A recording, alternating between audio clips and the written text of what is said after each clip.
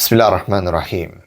Is your father or mother using the Birrul Walidain card? Are they saying, well, I'm your parent, you should obey me, yet they are causing you huge heartache and dhulm? They are actually oppressing you.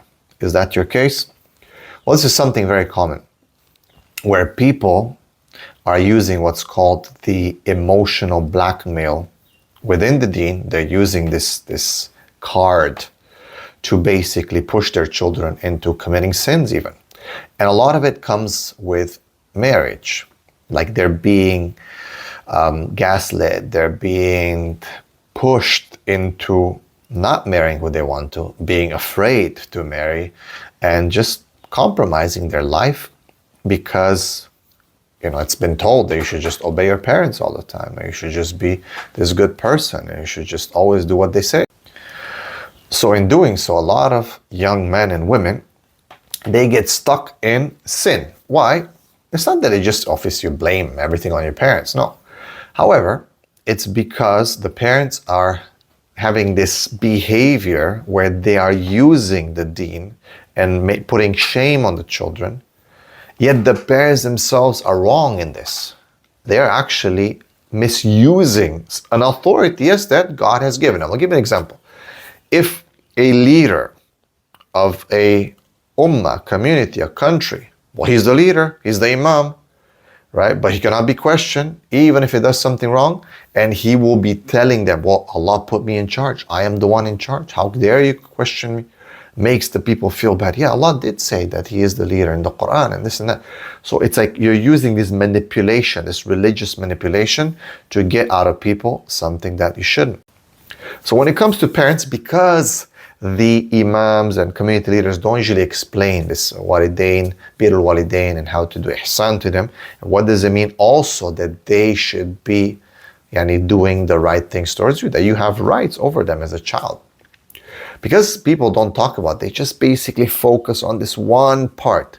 They just ignore the forest and focus on one part, which is a very big thing, because after the Tawheed of Allah subhanahu wa ta'ala, the Tawheed of La ilaha illallah, وَبِالْوَالِدَيْنِ إِحْسَانًا, Allah mentions parents right away. So definitely scholars have explained how important it is. But what they missed out, and I'm not saying the scholars, but today's people, to put in the right context, what they've actually missed out is to explain that sometimes if these parents, they are not religious, they don't pray, they are not good Muslims, they are not good people, and it's clear, then they're wrong actually. So community leaders have failed to expand on this. Yeah, the ulama have talked about this. For example, Umar Khattab radiallahu anh, he spoke about this when a young man was misbehaving with his father. And he explained what are the rights of the child upon the parent. But you see, when you go to the mosque in general, or the Islamic schools, or videos online, people don't talk about this phenomenon where a parent who doesn't pray, maybe smokes, he's taking riba loans, he'll push his child, be it woman or man. And sometimes for the women it's even worse, because they cannot just take a decision without the father. The father will put so much wrong on the woman and abuse her and say, Allah will be mad at you, He'll punish you because I'm your father, I'm your mother, you're not listening to me, you're not supposed to marry this person.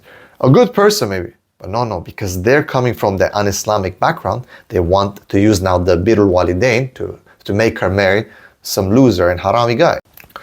So whether it's a sister or brother, they're stuck, because now they're like, I should obey my parents. My whole life I've been told by my teacher, by the imam, by everyone, that you have to do ihsan to the walidain and so on.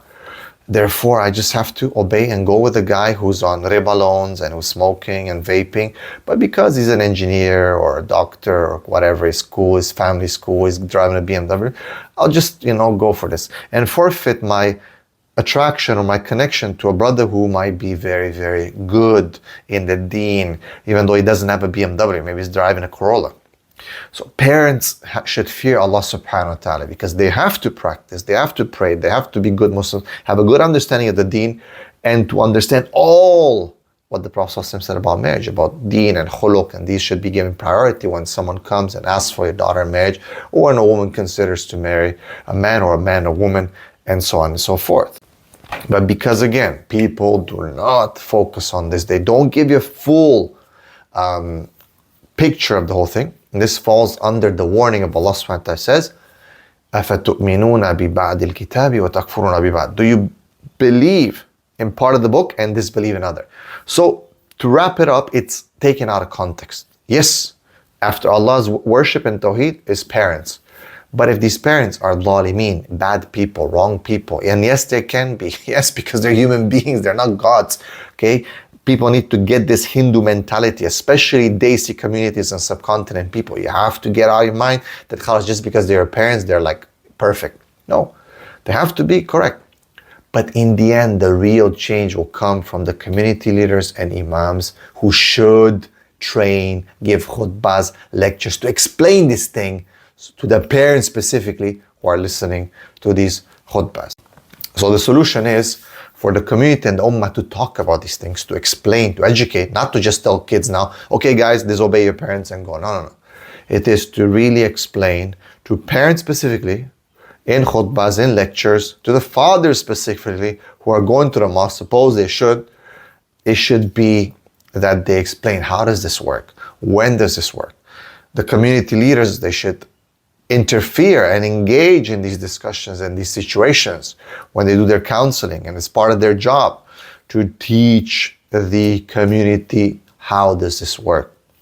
What is the responsibility and the rights of a parent, but also what's the responsibility and the rights of a child. Specifically, so much dhulm that's being done when it comes to marriage. So many men and women, young men and women, cannot get married because their parents basically use this religious, card to destroy their lives.